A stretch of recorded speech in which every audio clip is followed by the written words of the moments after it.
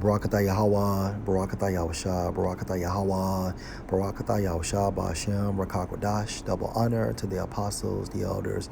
Salutations to you, sincere brothers teaching in truth and in sincerity. This lesson will be entitled The Pit, my source, CNN. And this article is entitled Shake Shack, Ruth Chris, and other chain restaurants got big PPP loans when small businesses couldn't. Written by Alicia Wallace on April the 19th, 2020. For local DC bakery, DC sweet potato cake, $23,000 would have gone a long way. The bakery, known for its eponymous little desserts, sought a Small Business Administration COVID-19 relief loan intended to keep its 7 workers, including 4 full-timers, on payroll. The money would have given the bakery a fighting chance to complete an 11,000 cake order, a lifeline tossed out by one of its grocery partners. Instead, on Friday, co-owner April Richardson advised 3 of her workers to file for unemployment. In fewer than 2 weeks, the funds in the Paycheck Protection Program, a $349 billion stimulus effort heralded as a means to help the nation's small businesses pay their workers and keep their operations running, were exhausted. Proprietors like Richardson, however, didn't even get a taste of the spoils. Her rejection letter came midday Saturday.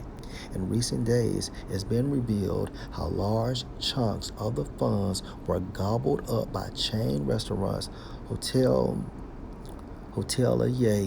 and publicly traded corporations. Salakia. Let me read that again. In recent days, it's been revealed how large chunks of the funds were gobbled up by chain restaurants, hoteliers, and publicly traded corporations. All right. It's a reminder to small businesses that our voices are dampened, Richardson told CNN Business. What are we doing this for?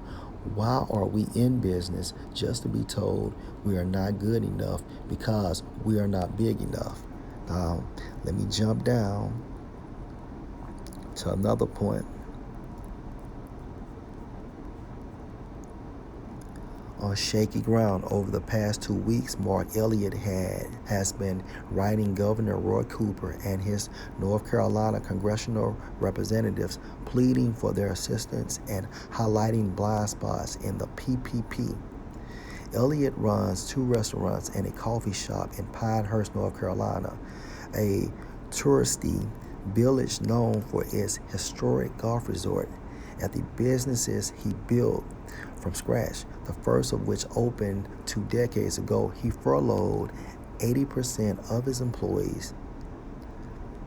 He furloughed 80% of his 100 employees and lost nearly $200,000 in revenue in only 14 days. Not only were restaurants like his competing against other businesses that experience limited or no interruptions, but the long terms were also not ideal for operations subject to public health closure mandates. Elliott wrote in the letters which he shared with CNN Business. The loan's limitations encourage rehiring furloughed employees without considering the current economic market, he wrote. How could I justify rehiring staff when, after 2 months in these conditions, I could be forced to fire them again? He applied for 3 loans totaling just under $367,000 and was told by his bank that they were approved and the money has yet to come through. Elliott, who noted that other larger and better finance operators quickly secured big loans, told CNN Business that the future programs should be merit-based. It is the smaller businesses that needed to be at the front of the A line, Elliott said. In the best of times, smaller businesses are fragile. In our industry especially, we can be inches from closing our doors. Other smaller business owners such as Liana Tremel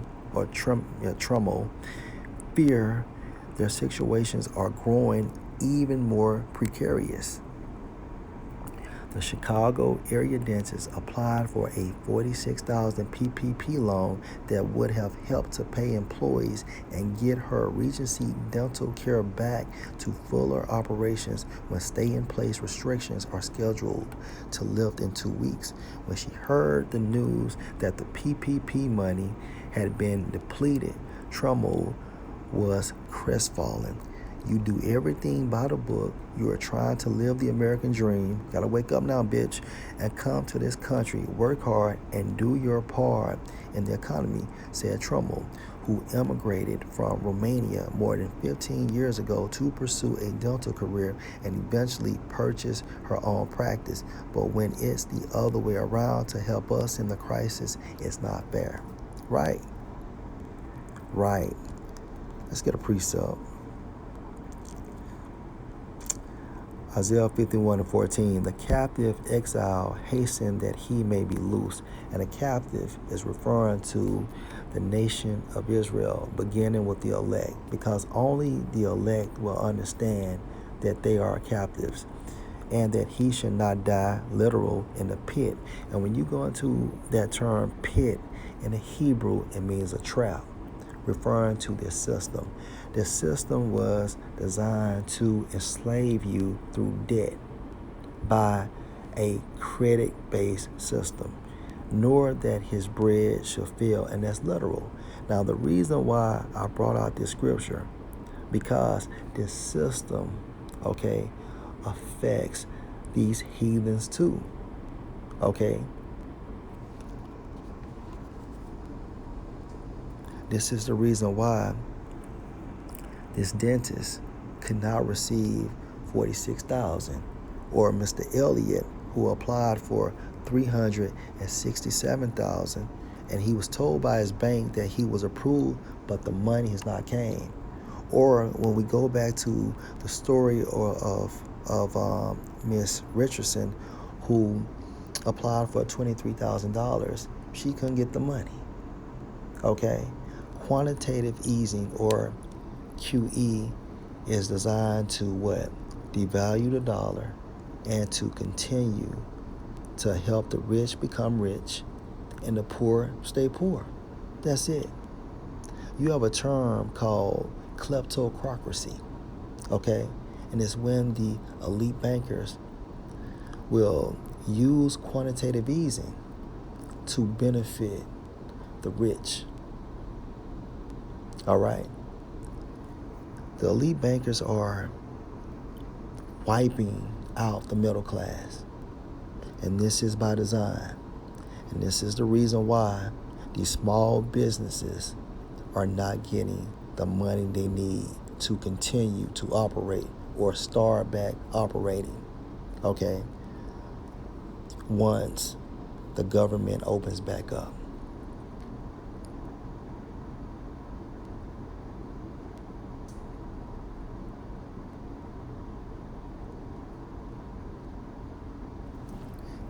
Back into this article. As a result of a heavily lobbied exemption, larger food service operations landed 10 million loans from the PPP. These include Potbelly, Sandwich Shop, and Shake Shack, which has upward of 100 million in cash on hand, as well as Fiesta Restaurant Group, the owner of Taco Cabana, Kura Sushi USA, the largest revolving sushi chain in the U.S., disclosed a nearly 6 million loan. Operators behind the Ruth Chris Steakhouses and the J. Alexander's restaurant chains received loans of 20 million and 15.1 million respectively. All right, so the major corporations is getting big money, but the small businesses are not receiving shit. Okay? Hey, the American dream is over. The elite bankers want that birthright back.